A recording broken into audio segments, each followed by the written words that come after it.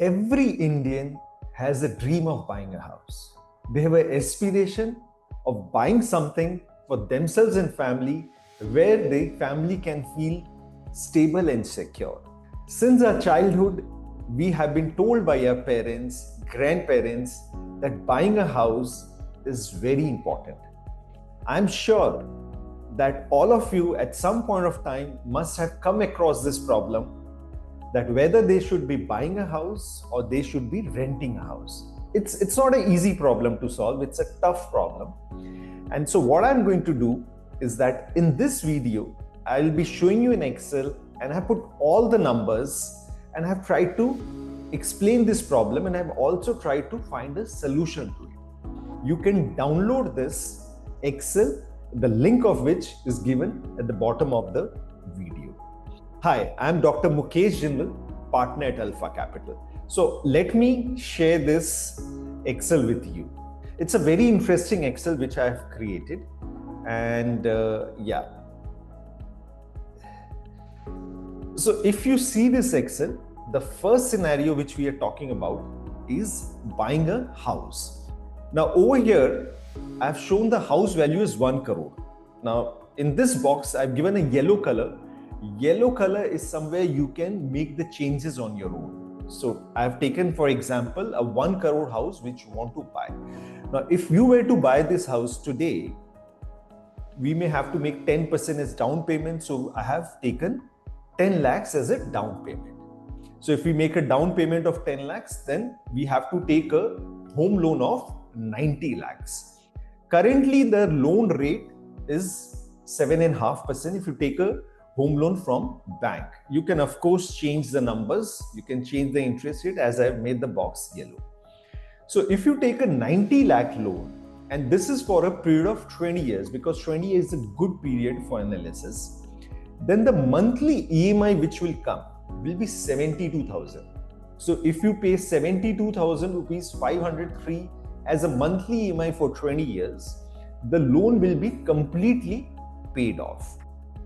Now I have taken house appreciation per annum at 7%. Generally that's a trend. A house may appreciate at 5%, 6%, 7%, 8%.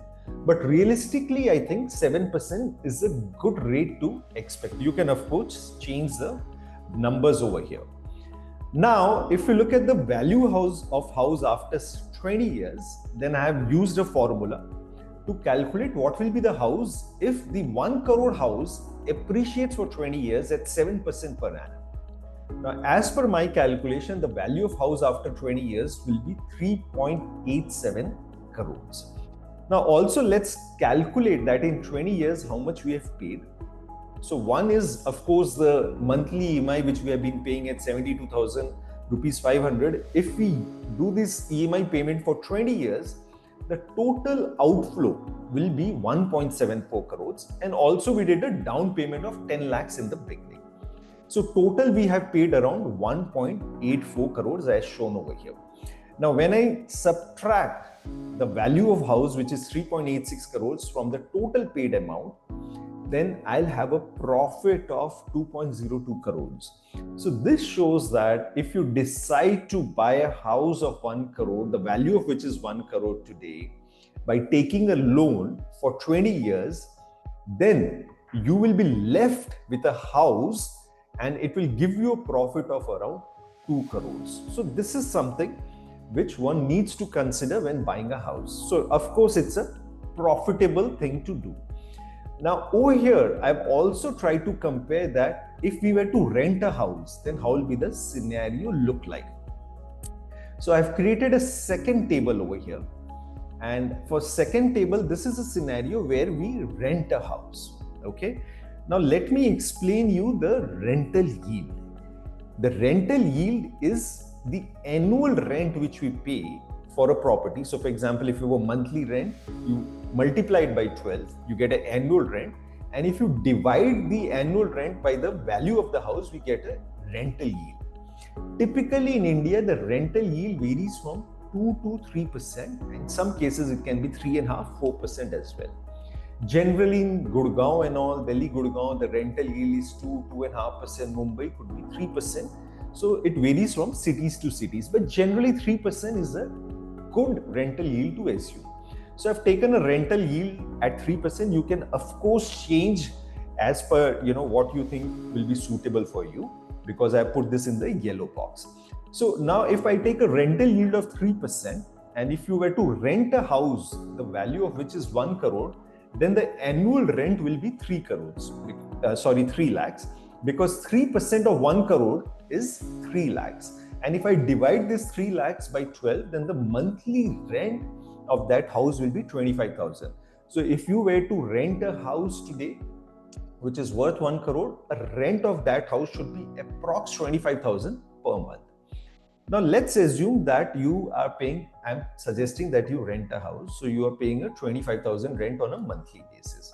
Now over here, if you remember in the first situation, we were assuming that if you were to buy a house, there will be a monthly EMI of 72,000. Now what I'm suggesting to you is that out of 72,000, if you were to rent a house, you pay 25,000 towards a monthly rent. Balance 47,000 rupees 500, you do an investment in mutual fund, equity mutual fund, through a monthly SIP. So I've taken a monthly SIP in mutual fund of 47,000 rupees 503. Now over here, I have taken an expected return in mutual fund of 15%. Historically, that is the kind of return 15% per annum which comes on a annual basis. You can of course change the percentage later on, as this is in the yellow box. Now I have calculated that the future value of this investment of the monthly SIP which you do, 47,000 rupees 500 for 20 years, and also because this down payment of 10 lakhs which we have, if that is also invested in the equity mutual fund, then the future value will be around 9 crore 8 lakhs. That's a big corpus you'll be left with at the end of 20 years. So total, how much have we paid? So one total rent we paid in 20 years is around 60 lakhs. It's 25,000 on a monthly basis, 3 lakhs per annum. So 60 lakhs of rent we have paid in 20 years. Total SIP of 47,000 per month plus 10 lakhs of lump sum which we did. So total outflow towards your SIP or investment in equity mutual fund will be 1.24 crores. So total outflow is 1.84 crores. This outflow is similar to the outflow which you're doing for the buying of house. Now the profit which we have in this case, if I subtract from 9 crore 8 lakhs the total amount paid of 1.84, then we will have a profit of 7.24 crores. That's a huge profit. And when I compare this 7.24 crores with the profit which we were making in an earlier scenario buying a house, then the ratio is 3.57 times, which means that by renting a house and balance by investing through SIP in mutual fund, I make money 3.57 times the profit compared to the profit which you would have made if we have looked at the buying a house. So clearly this two comparison shows that renting of house makes more sense, and you can change the scenario. So for example, you may say that the RBI may cut the rate further, the home loan rate will fall to 6.5%. So if I take 6.5% as a home loan rate, the profit goes up.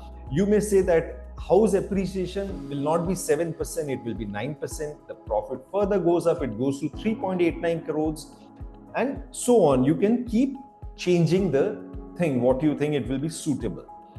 And also, you can change the rental yield. You may say it will be 4%. You may say that, the appreciation on the property on your mutual fund will be 14%. So you can do this combinations of changes.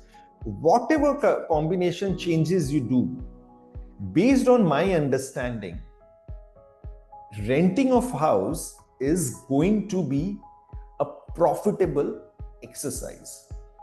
It's better, according to the finances, renting of house makes more sense than buying a house.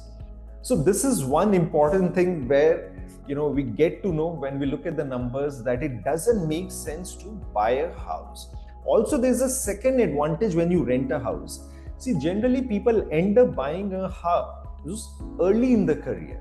And the challenge which it brings to the table is that when you end up buying a house early, the thing is that as a career, you may have to change the city, you may have to change the location. It restricts you. When you buy a house, it restricts you. So for example, my first house property was in Gurgaon. I could never stay at that house because I was earlier having a job in Delhi. Then I moved to Mumbai. So the house was not of much use initially in the career because you keep changing the profession or your profile keeps changing. This other big challenge is that what I realized is that your income level keeps changing with time. The lifestyle keeps changing. The house which you will buy early in the career may not stay relevant to you based on your change in income level. So that is another problem. Now, considering that, what is my suggestion to people based on so many discussions which I had with my client? I feel that people should not be buying a house till the age of 40 years, because by the age of 40 years, our career is building, income is changing very quickly, and we are yet to be stable. And by the time 40, we know which is the location where we want to settle, where we want to have a final house. So that is the time where you can look at buying a house, because eventually house is important.